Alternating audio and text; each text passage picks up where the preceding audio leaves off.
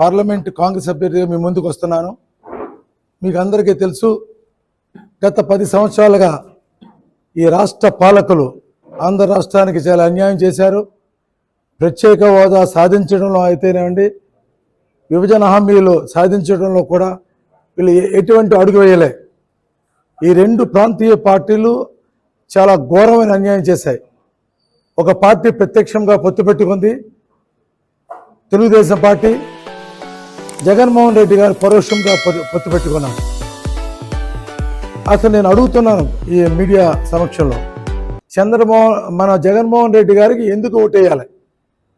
ఆయన రాష్ట్రానికి రాజధాని నిర్మాణం చేసినందుక, ప్రత్యేక హోదా తెచ్చినందుక, రైల్వే జోన్ తెచ్చినందుక, కడప స్టీల్ ప్లాంట్ తెచ్చినందుక, విశాఖ హుక్కుని మోదీ అనుచరులకు దారాదత్తం చేస్తున్నందుక, అదే కాకుండా ఈ ప్యాకేజ్ ఉత్తరాంధ్ర రాయలసీమ అభివృద్ధికి ప్యాకేజ్ తెచ్చినందుక ఎందుకు ఓటు వేయాలని నేను అడుగుతున్నా. మీకు తెలుసు, దేశవ్యాప్తంగా రైతులు ఆందోళన చేశారు. ఇక్కడున్న మనకి ఇది రైతాంగం ప్లేస్ కాబట్టి మాట్లాడుతున్నా. 3 నల్ల చట్టాలు పట్టుకొచ్చింది బీజేపీ.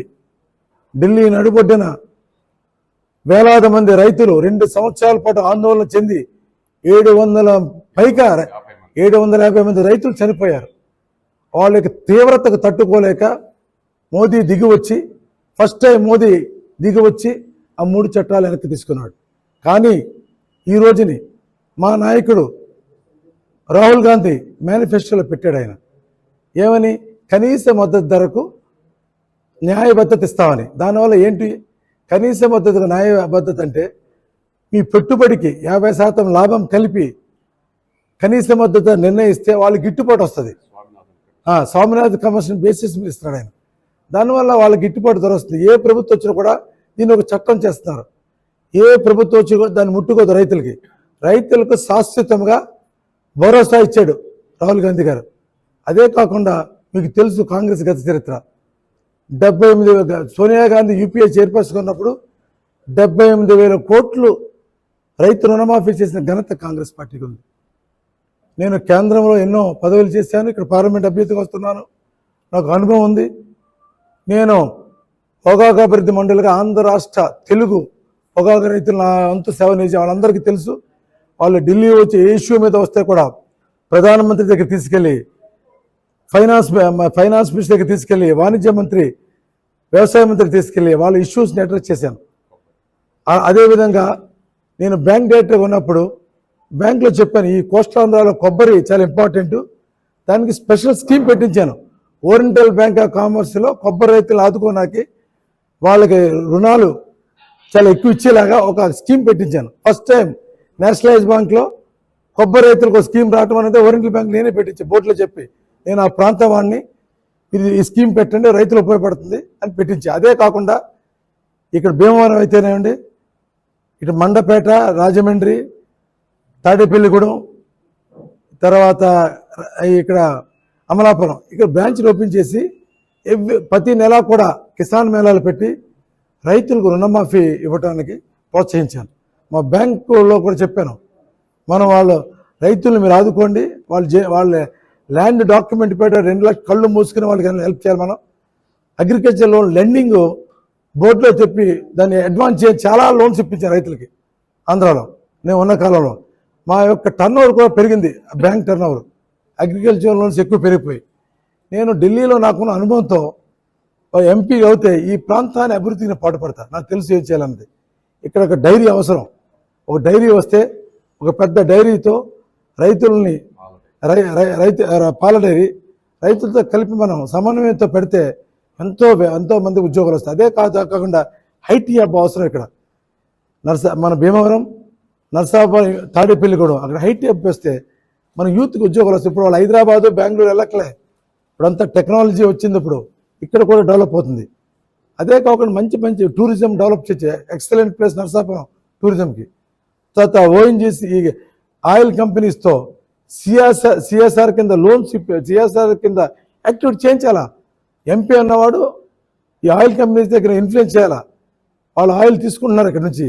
మన సిఎస్ఆర్ కింద ఫండింగ్ వచ్చి ఇక్కడ ఇంపార్టెంట్ స్కూల్స్, పేదలకు స్కూల్స్ కానీ, కార్పొరేట్ స్కూల్స్ మనం బిల్డప్ చేయాలా, మన పిల్లలు మంచి కార్పొరేట్ స్కూల్లో చదువుకోవాలా, హాస్పిటల్ కట్టాలా, multi speciality hospital, oil company their moral duty to give it. అదే కాకుండా గ్యాస్ పైప్ లైన్ వేసి ప్రతి ఇంటికి గ్యాస్ అందించాలా, దానికి అవసరమైతే ఉద్యమం చేస్తాం. నర్సాపురం కోటిపల్లి నర్సాపురం రైల్వేని ఇదివరకు నేను ఆల్రెడీ చేశాను. మొన్న 2 నెలల క్రితం ఒక పెద్ద డెలిగేషను పెద్దిరెడ్డి రామచంద్రారెడ్డి తీసుకెళ్ళాను. నేను అక్కడ విజయవాడ తీసుకెళ్ళి, మీ ముఖ్యమంత్రి చెప్పండి 100 కోట్లు ఇవ్వాలా, దానివల్ల ఆగిపోయింది మా రైల్వే లైను, పెద్ద హృదయంతో చేయండి, మీకు ముఖ్యమంత్రితో సన్నిహిత సంబంధాలు ఉన్నాయి, మీరు నాకు తెలుసు. దేశంలో గత 10 ఏళ్ల నరేంద్ర మోడీ పాలన అప్రజాస్వామికంగా, నిరంకుశంగా, నియంతృత్వంతో కూడినటువంటి పరిపాలన జరిగింది. రాజ్యాంగ వ్యవస్థలన్నింటినీ కూడా నిర్వీర్యం చేసి లౌకిక రాజ్యాంగాన్ని తూట్లు పొడుస్తూ ఆయన పరిపాలన సాగింది. ఈ 10 ఏళ్ల కాలంలో దళిత మైనారిటీలపైన దాడులు తీవ్రమైనవి. రాజ్యాంగ స్వయం ప్రతిపత్తి కలిగినటువంటి సంస్థలన్నింటినీ కూడా నిర్వీర్యం చేసి విపక్ష పార్టీలు వాళ్ళ యొక్క రాజకీయాలని అంతం చేయడం కోసం, విపక్ష పార్టీలు అనేటువంటిది లేకుండా ఏకపార్టీని తీసుకురావాలనేటువంటి దాంతో సిబిఐ, ఈడీ లాంటిని ఉపయోగించుకొని వాటిని దుర్వినియోగం చేసి ఇవాళ విపక్ష నాయకులపైన తప్పుడు కేసులు బనాయించి ఇవాళ ప్రజాస్వామ్యాన్ని అపహాస్యం చేసినటువంటి ఒక పరిపాలన 10 ఏళ్ల కాలంగా చూస్తూ ఉన్నాం. ఇవాళ నిరంకుశమైనటువంటి, నియంతృత్వమైనటువంటి, అప్రజాస్వామికమైనటువంటి రాజ్యాంగ వ్యవస్థల్ని నిర్వీర్యం చేస్తున్నటువంటి ఈ నరేంద్ర మోడీ ప్రభుత్వానికి వ్యతిరేకంగా ఇవాళ దేశవ్యాప్తంగా వామపక్షాలు, కాంగ్రెస్, లౌకిక పార్టీలతో కూడిన ఇండియా కూటమి ఆవిర్భావం జరిగింది. ఈ ఇండియా కూటమి నుంచి మన జిల్లాలో నరసాపురం పార్లమెంట్ నియోజకవర్గం నుంచి కేబీఆర్ నాయుడు గారు సిపిఐ, సిపిఎం ఇండియా కూటమి బలపరిచినటువంటి కాంగ్రెస్ ఎంపీ అభ్యర్థిగా కేబీఆర్ నాయుడు గారు పోటీ చేస్తున్నారు. అలాగనే భీమవరం అసెంబ్లీ నియోజకవర్గం నుంచి కాంగ్రెస్ పార్టీ అభ్యర్థిగా అంకం సీతారాం గారు పోటీ చేస్తూ ఉన్నారు. ఈ దేశ భవిష్యత్తు కోసం, ఈ దేశాన్ని, రాజ్యాంగాన్ని కాపాడుకోవడం, ప్రజాస్వామ్యాన్ని పరిరక్షించుకోవడం అనేటువంటి ఒకే ఒక్క ఎజెండాతోటి ఇవాళ ఇండియా కూటమి ఇవాళ దేశంలో పనిచేస్తూ ఉంది. ఇవాళ కేబీఆర్ నాయుడు గారు ఈ జిల్లా ప్రజల సమస్యలపైన, ఈ రైతాంగ సమస్యలపైన పూర్తి అవగాహన కలిగినటువంటి, ఒక సమర్థత కలిగినటువంటి, అవగాహన కలిగినటువంటి నాయకులు. కేంద్ర వ్యవసాయ మంత్రిత్వ శాఖలో అనేకమైనటువంటి విభాగాలకు చైర్మన్గా పనిచేసి రైతాంగ సమస్యల కోసం పూర్తి స్థాయిలో పనిచేసినటువంటి వ్యక్తి.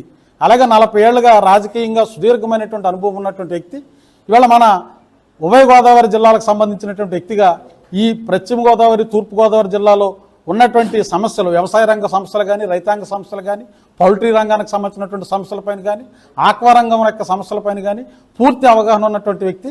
గత యూపీఏ 2 పాలనలో కూడా ఆయన కేంద్ర వ్యవసాయ మంత్రిత్వ శాఖలో కీలకమైనటువంటి పాత్ర నిర్వహించినటువంటి వ్యక్తి. ఇవాళ ఇటువంటి వ్యక్తి వాళ్ళ మన జిల్లాకు ఎంపీగా వస్తే ఈ జిల్లా సమున్నతమైనటువంటి అభివృద్ధి సాధించేదానికోసం, జిల్లా ప్రధానంగా వ్యవసాయ రంగం మీద ఆధారపడినటువంటి జిల్లా, ఈ రైతాంగం సమస్యలను పరిష్కరించేదానికోసం ఈ జిల్లా ఎంపీగా ఇవాళ కేబీఆర్ నాయుడు గారు పూర్తిగా ఆయన యొక్క అనుభవం, ఆయన యొక్క సమర్థత పనిచేస్తుంది. అందుకని ఇవాళ సమర్థత కలిగినటువంటి కేబీఆర్ నాయుడు గారిని గెలిపించుకోవాల్సినటువంటి ఆవశ్యకత మన జిల్లా వాసులకు ఉంది. ఇవాళ ఉన్న 2 ఎంపీలతో మనం చూసుకున్నట్లయితే వాళ్ళకు ఉన్నదానికన్నా ఇవాళ రాజకీయమైనటువంటి అనుభవం, రాజకీయంగా రైతాంగ సమస్యలపైన పూర్తి అవగాహన కలిగినటువంటి, కేంద్ర వ్యవసాయ మంత్రిత్వ శాఖలో కీలకమైనటువంటి బాధ్యతలు నిర్వహించినటువంటి, దానిలో పూర్తి అనుభవం కలిగినటువంటి కేబీఆర్ నాయుడు గారు ఇవాళ ఉన్నటువంటి ఎంపీ పోటీలో ఉన్నటువంటి అభ్యర్థుల్లో చాలా క్వాలిటీస్ ఉన్నటువంటి వ్యక్తి. అటువంటి వ్యక్తిని మనం గెలిపించుకోవడం ద్వారా ఈ జిల్లా అభివృద్ధికి దోహదపడతారు. సరే, ఇవాళ రాజకీయ పరిస్థితుల్లో ఇవాళ 10 ఏళ్లకు ముందు వెంకన్న సాక్షిగా నరేంద్ర మోడీ తిరుపతి బహిరంగ సభలో ఈ రాష్ట్రానికి 5 సంవత్సరాల పాటు ప్రత్యేక హోదా ఇస్తామని చెప్పి ఆయన వాగ్దానం చేశారు. 5 సంవత్సరాలు కాదు, పక్కన ఉన్న వెంకయ్యనాయుడు గారు 10 ఏళ్ళు మాకు ఇస్తేనే కానీ రాష్ట్రం అభివృద్ధి కాదని చెప్పి ఆవేళ మాట్లాడితే, పక్కన చంద్రబాబు నాయుడు గారు 10 సంవత్సరాలు కాదు 15 సంవత్సరాలు మాకు హోదా కావాలని చెప్పి అడిగారు. నరేంద్ర మోడీ గారు తిరుపతి వెంకన్న సాక్షిగా బీజేపీ ప్రభుత్వం అధికారంలోకి వచ్చిన వెంటనే ప్రత్యేక హోదా అమలు చేస్తాం, విభజన హామీలు అమలు చేస్తాం, విశాఖ రైల్వే జోన్ ఇస్తాం, గంగవరం పోర్ట్ నిర్మిస్తాం, కడప స్టీల్ ప్లాంట్ నిర్మాణం చేస్తాం, ఈ రాష్ట్రాన్ని ఢిల్లీని తలదన్నే రాజధానిగా చేస్తామని చెప్పి వాగ్దానం చేశారు. కానీ ఇవాళ 10 ఏళ్ళు అయింది ఆయన అధికారంలోకి వచ్చి. ఇవాళ ఏపీకి ప్రత్యేక హోదా ఇవ్వం, ప్యాకేజీ ఇస్తామన్నారు. సరే, ప్యాకేజీకైనా పూర్తి స్థాయిలో న్యాయం చేస్తే బాగుంటుందని వాళ్ళ ముఖ్యమంత్రి చంద్రబాబు నాయుడు గారు అంగీకరించారు. ప్యాకేజీకి కూడా పూర్తి స్థాయిలో సొమ్ములు రాని పరిస్థితిలో చివరి సంవత్సరం ఇటు ప్యాకేజీ లేదు, అటు హోదా లేదు అనే దాంతో ధర్మ పోరాట దీక్ష చేసి మాకు ఏపీకి ప్రత్యేక హోదా కావాలని చెప్పి మోదీ ప్రభుత్వంతో, ఎన్డీఏ ప్రభుత్వంతో విభేదించి ఆనాడు చంద్రబాబు నాయుడు గారు బయటకు వచ్చి హోదా కోసం ధర్మ పోరాట దీక్షలు చేశారు. ఆవేళ మేము హోదా ఇవ్వట్లేదు, ప్రత్యేక ప్యాకేజీ ఇస్తాం అని ప్రకటన కేంద్ర ప్రభుత్వం నుంచి వచ్చిన వెంటనే ఇవాళ జనసేన అధినేతగా ఉన్నటువంటి పవన్ కళ్యాణ్ గారు పాచిపోయిన లడ్డు ప్రత్యేక ప్యాకేజీ ఇది మాకు అవసరం లేదు, హోదా మాత్రమే మాకు కావాలని చెప్పి ఆయన ఘంటాపథంగా ఆయన చెప్పడం జరిగింది. అలాగే జగన్మోహన్ రెడ్డి గారు 25 మంది ఎంపీలను ఇస్తే మోడీ మెడల ఉంచి ఈ రాష్ట్రానికి హోదా సాధిస్తామని చెప్పారు. కానీ 10 ఏళ్ళు అయింది. ఈవేళ ఎవరు మెడల ఉంచారు, ఎవరికి ఉన్నటువంటి ఇచ్చినటువంటి ప్రకటనలకు ఎవరు కట్టుబడి ఉన్నారో, ఈ రాష్ట్ర ప్రజల ప్రయోజనాలకు విరుద్ధంగా నరేంద్ర మోడీ ప్రభుత్వం 10 ఏళ్లుగా పరిపాలన చేస్తూ ఉంది. ఇస్తానన్న వాదా ఇవ్వలేదు. రాష్ట్రానికి ఏకైక పెద్ద భారీ ప్రభుత్వ రంగ పరిశ్రమ ఏదైనా ఉందనుకుంటే ఆ విశాఖ స్టీల్ ప్లాంట్ కూడా 32 మంది ప్రాణ త్యాగాలు బలిదానాలు చేస్తే వచ్చినటువంటి స్టీల్ ప్లాంట్ ఇవాళ దానిని కూడా ఇవాళ అదానీ లాంటి వ్యక్తులకి అప్పజెప్తా ఉంటే ఇవాళ రాష్ట్రంలో ఉన్నటువంటి ప్రధానమైనటువంటి అధికార పార్టీ జగన్మోహన్ రెడ్డి గారు కానీ, ప్రధానమైనటువంటి ప్రతిపక్షంగా ఉన్నటువంటి చంద్రబాబు నాయుడు గారు కానీ, ఇవాళ జనసేన అధినేతగా ఉన్నటువంటి నేను ప్రశ్నించడానికే రాజకీయ పార్టీ పెట్టానని చెప్తున్నటువంటి పవన్ కళ్యాణ్ కానీ చింతిత్ మాట కానీ మాట్లాడుకోకుండా ఇవాళ మొత్తం బేషరత్తుగా ఇవాళ మోడీ గారికి ఇవాళ జనసేన తెలుగుదేశం పార్టీలు ఏ కూటమిగా ఉంటే బి కూటమిగా ఇవాళ వైఎస్ జగన్మోహన్ రెడ్డి గారు ఉన్నటువంటి అంటే వాళ్ళ ప్రత్యక్షమైనటువంటి పొత్తు వాళ్ళు పెట్టుకున్నారు, పరోక్షమైనటువంటి పొత్తు వీళ్ళు పెట్టుకున్నారు. దేనికి పెట్టుకున్నారు? ఈ రాష్ట్ర ప్రయోజనాలకు సంబంధించి కేంద్రం కానీ నరేంద్ర మోడీ కానీ ఏ ఒక్క హామీనైనా అమలు జరుపుకుంటుంటే వాళ్ళు పొత్తు పెట్టుకున్నా పర్లేదు. అంటే వాళ్ళ మీద ఉన్నటువంటి కేసులు భయంతో జైళ్లకు పోతామనేటువంటి ఒక భయంతో ఇవాళ మొత్తం ఆంధ్ర రాష్ట్ర ప్రజల ప్రయోజనాల్ని ప్రజలను తాకట్టు పెట్టి ఇవాళ ప్రజలకు విఘాతం కలిగిస్తూ ఇవాళ నరేంద్ర మోడీ తోటి వాళ్ళు పొత్తు పెట్టుకొని రాష్ట్ర ప్రయోజనాల్ని తీవ్రంగా దెబ్బతీసినటువంటి కూటమి ఇవాళ తెలుగుదేశం, జనసేన, బీజేపీ అలాగనే వైసీపీ పార్టీ. ఇవాళ వైసీపీకి ఓటేసిన, తెలుగుదేశం కూటమికి ఓటేసిన ఇవాళ నరేంద్ర మోడీ ఖాతాలోకి వెళతా ఉంది. ఇట్లాంటి రాజకీయ నేపథ్యంలో ఇవాళ నరేంద్ర మోడీ రాష్ట్రానికి చేసినటువంటి ద్రోహం, ఆయన ఇచ్చినటువంటి హామీలు అమలు జరపనటువంటి పరిస్థితుల్లో ఇవాళ మొత్తం నరసాపురం నియోజకవర్గంలో ఉన్నటువంటి ప్రజలంతా కూడా ఒక నిశ్చిద్ధ విప్లవం ఇవాళ ఉంది. ఇవాళ స్థానికంగా వచ్చేసరికి ఏమైనా ఆలోచన చేసుకునేటప్పటికి కేంద్ర ప్రభుత్వం వచ్చేసరికి ఇవాళ కాంగ్రెస్ పార్టీని, ఇండియా కూటమిని గెలిపించుకోవాలనేటువంటి మార్పు దేశవ్యాప్తంగా ఇవాళ విస్తృతంగా ప్రజల్లో వచ్చింది. ఆ వచ్చినటువంటి మార్పుల భాగంగానే ఇవాళ 3 విడతలు జరిగినటువంటి ఎన్నికల్లో అన్ని రిపోర్ట్స్ కూడా ఇండియా కూటమి అధికారంలోకి రావడానికి ఇవాళ సంకేతాలు ఇవాళ మనకు వస్తూ ఉన్నాయి. ఎట్లాంటి సంకేతాలు వస్తున్న సందర్భంలో నరేంద్ర మోడీ ప్రధానమంత్రి స్థాయిలో ఆయన దిగజారి అత్యంత ప్రధానమంత్రి అనేటువంటి విజ్ఞతను కూడా ఆయన పక్కన పెట్టి ఇవాళ కాంగ్రెస్, ఇండియా కూటమి అధికారంలోకి వస్తే మీ ఆస్తులన్నీ తీసుకొని ముస్లింలకు పనిచేస్తుంది. ఇవాళ యూపీఏ ప్రభుత్వం 2 సార్లు ఉంది. 60 ఏళ్ళు కాంగ్రెస్ పార్టీ అధికారంలో ఉంది. ఒకళ్ళ ఆస్తులు తీసుకుని ఇంకొకళ్ళ ఆస్తులు అంటే ఒక ప్రధానమంత్రి స్థాయికి తగినటువంటి మీ మంగళసూత్రాలు తెంపేస్తారనేటువంటి అంటే అది ఒక అప్రజాస్వామికమైనటువంటి భాష. ప్రధానమంత్రి స్థాయికి తగినటువంటి స్థాయిలో ఆయన దిగజారి మాట్లాడుతున్నటువంటి పరిస్థితి ఇవాళ ఎన్డీఏ కూటమి ఓడిపోతుందనే దానికి వాళ్ళకి మనకు నిదర్శనంగా కనపడతా ఉంది. అంచేత ఎన్నిటి నేపథ్యంలో ఏపీకి జరుగుతున్నటువంటి అన్యాయం, దేశ రాజ్యాంగమే ఇవాళ ప్రశ్నార్థకంగా మారింది. ఇవాళ ప్రజాస్వామ్యం అనేదానికి ఇవాళ ప్రజాస్వామ్యం మనుగడే ప్రమాదంలో పడినటువంటి పరిస్థితి ఉంది. ఇవాళ మోడీ మళ్ళీ తిరిగి ఎన్నికల్లో 3వ సారి గెలిస్తే గనక ఇక భవిష్యత్తులో ఎన్నికలే ఉండవు అనేటువంటి ఒక పరిస్థితి. మొత్తం మేము రాజ్యాంగాన్ని మారుస్తాం, రాజ్యాంగాన్ని సమూలంగా మారుస్తాం, ఈ దేశాన్ని ఇవాళ కేవలం ఒక మతప్రదమైనటువంటి దేశంగా దీన్ని తీసుకెళ్తామని చెప్తా ఉన్నారు. ఇవాళ మనం చెప్తా ఉన్నాం, రాజ్యాంగం చెబుతా ఉంది ఈ దేశంలో భిన్న మతాలు, కులాలు, భాషలు, జాతులు భిన్నత్వంలో ఏకత్వంతో సహజీవనం సాగిస్తున్నటువంటి దేశం, ఒక రాజ్యాంగబద్ధమైనటువంటి పరిపాలన సాగి ఇవాళ ప్రజల మధ్య, దేశం మధ్య ఐక్యత, సమగ్రత ఉన్నటువంటి పరిస్థితిలో దీన్ని తూట్లు పొడిచే విధంగా ఇవాళ నరేంద్ర మోడీ పరిపాలన సాగుతూ ఉంది. ప్రజలంతా ఆలోచిస్తూ ఉన్నారు. ఇవాళ రాష్ట్ర ప్రజలు ఆలోచిస్తున్నారు, ఈ పశ్చిమ గోదావరి జిల్లా ప్రజలు ఆలోచిస్తూ ఉన్నారు. నరేంద్ర మోడీ ప్రభుత్వం తిరిగి అధికారంలోకి వస్తే ఈ దేశం వినాశనం అవుతుంది. దేశ భవిష్యత్తు ముఖ్యం, ప్రజాస్వామ్యం ముఖ్యం, ఈ రాజ్యాంగం ముఖ్యం, ప్రజల మధ్య, జాతుల మధ్య, కులాల మధ్య, మతాల మధ్య ఐక్యత ముఖ్యమైనటువంటి ఆలోచనతో ఇవాళ ప్రజలు చైతన్యవంతులై ఇవాళ ఓటేస్తూ ఉన్నారు. ఆ నిశ్శబ్ద విప్లవమే ఇవాళ కాంగ్రెస్ ఇండియా కూటమి అభ్యర్థులు గెలవడానికి ఇవాళ నరేంద్ర మోడీ 10 ఏళ్ల పరిపాలనే ఇవాళ కారణమని చెప్పి మీకు తెలియజేస్తా ఉన్నాం. అందుకని ఈ జిల్లాలో ఇవాళ మేము గత 20 రోజులుగా కేవీఆర్ నాయుడు గారితో కలిసి, అలాగే అసెంబ్లీ అభ్యర్థులతో కలిసి జిల్లా అంతా విస్తృతంగా 7 అసెంబ్లీ నియోజకవర్గాలు, నరసాపురం పార్లమెంట్ నియోజకవర్గంలో విస్తృతంగా మేము పర్యటనలు చేస్తాం, పాదయాత్రలు చేస్తాం, రోడ్ షోలు చేస్తాం. ఇవాళ అద్భుతమైనటువంటి రెస్పాన్స్ ఇవాళ ప్రజల నుంచి వ్యక్తమవుతా ఉంది. కాంగ్రెస్ పార్టీ ఈ దేశాన్ని కాపాడగలిగేటువంటి పార్టీ. ఇవాళ కాంగ్రెస్ పార్టీతో ఉన్నటువంటి వామపక్షాలు వాళ్ళ నిజాయితీ ఇవాళ దేశానికి ఏర్పడినటువంటి ప్రమాదం రీత్యా వీళ్ళంతా ఒక ఐక్య కూటమిగా, ఇండియా కూటమిగా పోరాడుతూ ఉన్నారు. వీళ్ళకి మనం సపోర్ట్ చేయలేనటువంటి దాంతో వాళ్ళ ప్రజల నుంచి గొప్ప రెస్పాన్స్ వస్తూ ఉంది. ఇవాళ ఆ రెస్పాన్సే రేపు నిశ్శబ్ద విప్లవం, రేపు ఎంపీగా కేవీఆర్ నాయుడు గారు ఖచ్చితంగా గెలుస్తూ ఉన్నారు.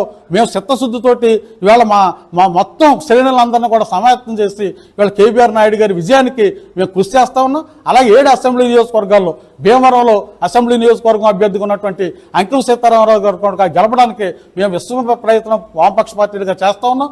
భారతదేశంలో ఇండియా కూటమి అధికారంలోకి వస్తుంది. ఈ దేశంలో మత సామరస్యం, లౌకిక రాజ్య పరిరక్షణ, రాజ్యాంగాన్ని కాపాడుకోవడం, ఇవన్నిటితో పాటు ఇవాళ రాష్ట్రానికి రావాల్సినటువంటి ప్రత్యేక హోదా కాంగ్రెస్ పార్టీ. మే 13వ తారీఖున పార్లమెంటు, అసెంబ్లీ ఎన్నికలు జరుగుతున్నాయి. ఈ ఎన్నికల్లో దేశవ్యాప్తంగా ఇండియా కూటమిగా మేము పోటీ చేస్తున్నాం.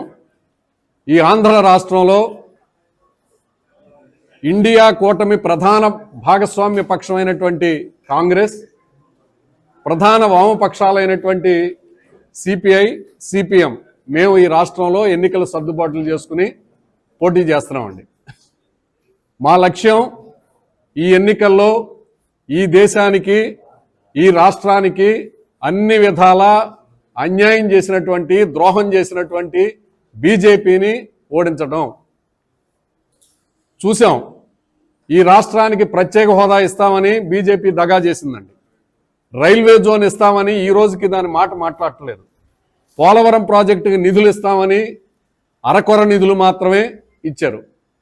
జాతీయ ప్రాజెక్టుగా ప్రకటించిన తర్వాత కూడా దేశంలో ఉన్నటువంటి అధికార బీజేపీ, మోడీ ప్రభుత్వం ఆ జాతీయ ప్రాజెక్టుని పూర్తి చేయడానికి ఏమాత్రం కూడా ముందుకు రావట్లేదు.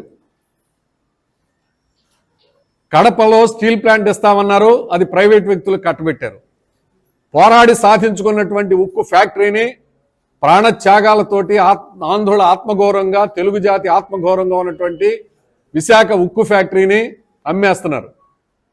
వీటితో పాటు గంగవరం పోర్టు, కృష్ణపట్నం పోర్టు, రోడ్లు, విమానాశ్రయాలు, బ్యాంకులు, ఎల్ఐసి, పోస్టలు, టెలికాం వీటిలన్నింటినీ కూడా అమ్మేసి ఈ రోజున దేశానికి బీజేపీ ద్రోహం చేస్తుంది. ఆంధ్రుల ఆత్మగౌరవానికి ప్రతీకగా ఉన్నటువంటి ఆంధ్ర బ్యాంకును కూడా ఈ రోజున మూసేసి ఈ రాష్ట్రానికి బీజేపీ ద్రోహం చేసింది. ఇక దేశంలో చూసినప్పుడు రైతులకు అన్యాయం చేసింది. రెట్టింపు ఆదాయం రైతులకు ఇస్తామని చెప్పినటువంటి బీజేపీ రైతుల ఆత్మహత్యల్ని రెట్టింపు చేసింది. వ్యవసాయ కూలీలకు ఉన్నటువంటి ఉపాధి హామీ పథకాన్ని నీరుగారుస్తుంది. కౌలు రైతులను పట్టించుకోవట్లేదు, చేతివృత్తిదారుల్ని పట్టించుకోవట్లేదు. కార్మిక వర్గానికి ద్రోహం చేసేలాగా కార్మికులకు అనుకూలంగా ఉన్న చట్టాలని రద్దు చేసింది. బీజేపీ హయాంలో ఈ రోజున దళితుల మీద దాడులు పెరిగినాయి, మైనారిటీల మీద దాడులు పెరిగినాయి, మహిళల మీద దాడులు పెరిగినాయి. నేషనల్ క్రైమ్ బ్యూరో యొక్క లెక్కలు చూస్తే ఈ లెక్కలన్నీ కూడా అర్థమవుతున్నాయి. మణిపూర్లో జరిగినటువంటి దుర్మార్గమైనటువంటి ఘటనల్ని మనం చూసాం. ఈ రోజున దేశంలో ప్రజాస్వామ్యం ప్రమాదంలో పడింది. అన్ని మతాలు, అన్ని కులాలు కలిసి సామరస్యంగా ఉండాల్సినటువంటి లౌకిక తత్వానికి ప్రమాదం ఏర్పడింది. ఈ రోజున బీజేపీ మతోన్మాదాన్ని రెచ్చగొడుతోంది.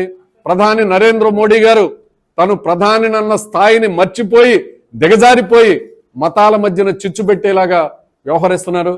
ప్రాంతాల మధ్యన చిచ్చు పెడుతున్నాడు. ప్రాంతాల అభివృద్ధిని కాకుండా, వెనుకబడిన ప్రాంతాల అభివృద్ధి కాకుండా ఈ దేశం మరింత వెనకబడిపోయేలాగా చేస్తున్నారు. అంచేత ఈ దేశంలో కానీ, రాష్ట్రంలో కానీ బీజేపీకి ఓటు అడిగే నైతిక పరమైనటువంటి హక్కు లేదు. ఈ దేశానికి, రాష్ట్రానికి అన్ని విధాల అన్యాయం చేసింది. అటువంటి బీజేపీని ఓడించమని కోరుతున్నాం. ఇక రెండోది, బీజేపీతో పాటు ఈ రోజున తెలుగుదేశం, జనసేన పొత్తు పెట్టుకోవటం అంటే ఇంతకంటే సిగ్గుమాలినటువంటి చర్య మరొకటి ఉండదు. ఈ దేశానికి ద్రోహం చేసిన వాళ్ళతో, ఈ రాష్ట్రానికి అన్యాయం చేసి ద్రోహం చేసినటువంటి వాళ్ళతో, రైతు వ్యతిరేక చట్టాలు తెచ్చినటువంటి వాళ్ళతో, కార్మికుల్ని అణిచేస్తున్న వాళ్ళతో, అలాగే దేశాన్ని రాష్ట్రాన్ని అమ్మేస్తున్న వాళ్ళతో ఈ రోజున తెలుగుదేశం జనసేన చేతులు కలపటం అంటే సిగ్గుమాలినటువంటి చర్య. వాళ్లను కూడా ఓడించమని కోరుతున్నాం. అలాగే ఈ రోజున బహిరంగంగా తెలుగుదేశం జనసేన పొత్తు పెట్టుకుని ఎన్డీఏ కూటమి పక్కలో చేరితే పరోక్షంగా వైఎస్ఆర్సీపీ కూడా ఈ రోజున బీజేపీకి తొత్తుగా వ్యవహరిస్తోంది. 25 మంది పార్లమెంటు సభ్యులు తెస్తే మెడలు ఉంచుతానన్న జగన్మోహన్ రెడ్డి గారు ఈ రోజున నరేంద్ర మోడీ గారి కాళ్ల ముందు ఆయనే మెడలు ఉంచి మోకరిల్లి నమస్కారాలు చేసి లొంగిపోయినటువంటి జగన్మోహన్ రెడ్డి గారు. ఈ రాష్ట్రానికి ప్రత్యేక హోదా ఇవ్వకపోయినా ఆయనకి లేదు, రైల్వే జోన్ ఇవ్వకపోయినా ఆయనకి లేదు, విశాఖ ఉక్కు ఫ్యాక్టరీని అమ్మేస్తున్నా ఆయనకి పట్టదు. ఆయన మీద ఉన్న కేసులు మాత్రం ఆయనకు కావాలి, ఆయనకు రక్షణ తప్ప ఈ రాష్ట్ర ప్రజల యొక్క రక్షణ జగన్మోహన్ రెడ్డి గారికి అక్కర్లేదు. రైతు వ్యతిరేక చట్టాలను ఆయన బలపరిచాడు, కార్మిక వ్యతిరేక చట్టాలను పార్లమెంట్లో ఆయన బలపరిచాడు. ఈ దేశంలో దళితుల మీద, మైనారిటీల మీద దాడులు జరుగుతూ ఉంటే జగన్మోహన్ రెడ్డి గారు కళ్ళప్పగించి చూస్తున్నాడు. మోదీ గారిని ప్రశ్నించింది లేదు, అడిగింది లేదు, మైనారిటీల రక్షణ గురించి మాట్లాడుతున్నది లేదు. అటువంటి తొత్తుగా ఉన్నటువంటి జగన్మోహన్ రెడ్డి వైసీపీని కూడా ఈ ఎన్నికల్లో ఓడించమని కోరుతున్నాం. ఇక కాంగ్రెస్ ఇండియా కూటమి ఒక ప్రధానమైన కూటమిగా వచ్చింది. ఇందాక మిత్రులు అడిగారు, 3 దఫా ఎన్నికలు జరిగినాయి, 3 దశలు, 102 స్థానాలు ఒకటి, 92 స్థానాలు ఒకటి, 87 స్థానాలు ఒకటి. ఈ 3 దశ ఎన్నికల్లో ఇండియా కూటమి తన హవాని కొనసాగించింది. ఇది ఘంటాపదంగా చెప్పగలం. అలాగే ఈ నరసాపురం పార్లమెంటు స్థానంలో పార్లమెంట్ అభ్యర్థిగా పోటీ చేస్తున్నటువంటి అభ్యర్థి అన్ని విధాలా కూడా సమర్థుడు. ఈ గోదావరి జిల్లాల సమస్యల మీద ఆయనకి పూర్తి అవగాహన ఉంది. ఆయన ఈ గోదావరి జిల్లాల ముద్దుబిడ్డ. కేంద్రంలో వ్యవసాయ సంబంధమైనటువంటి అనేక బాధ్యతాయుతమైన స్థానాల్ని ఆయన సేవల్ని ఉపయోగించారు. రైతాంగానికి, అది కొబ్బరి రైతాంగం కానీ, ఆక్వా రైతాంగం కానీ, లేకపోతే పొగాకు రైతాంగం కానీ, ఆ రైతాంగానికి ఆయన విశేషమైనటువంటి సేవలు అందించారు. నరసాపురం ప్రాంతం పట్ల కూడా ఆయనకి ప్రత్యేకమైనటువంటి అవగాహన ఉంది. ఈ జిల్లాలో కాలుష్యం ప్రధానమైన సమస్యగా ఉంది. ఆ కాలుష్య సమస్యకి అత్యంత ప్రాధాన్యతని ఇండియా కూటమిగా మేము ఇస్తాం. కేబీఆర్ నాయుడు గారు నరసాపురం పార్లమెంట్ అభ్యర్థిగా గెలిపించమని కోరుతున్నాం. ఆయన గెలుపు పట్ల మా అందరికీ కమ్యూనిస్టులుగా సిపిఐ, సిపిఎం మేము సంపూర్ణమైన మద్దతు ఇస్తున్నాం, సంపూర్ణమైన విశ్వాసం ఉంది. అంచేత ఇండియా కూటమిగా ఈ జిల్లాలో కాలుష్యానికి ప్రధాన ప్రాధాన్యత ఇస్తే ఆ కాలుష్య నివారణకి కృషి చేస్తాం. త్రాగునీటి సమస్య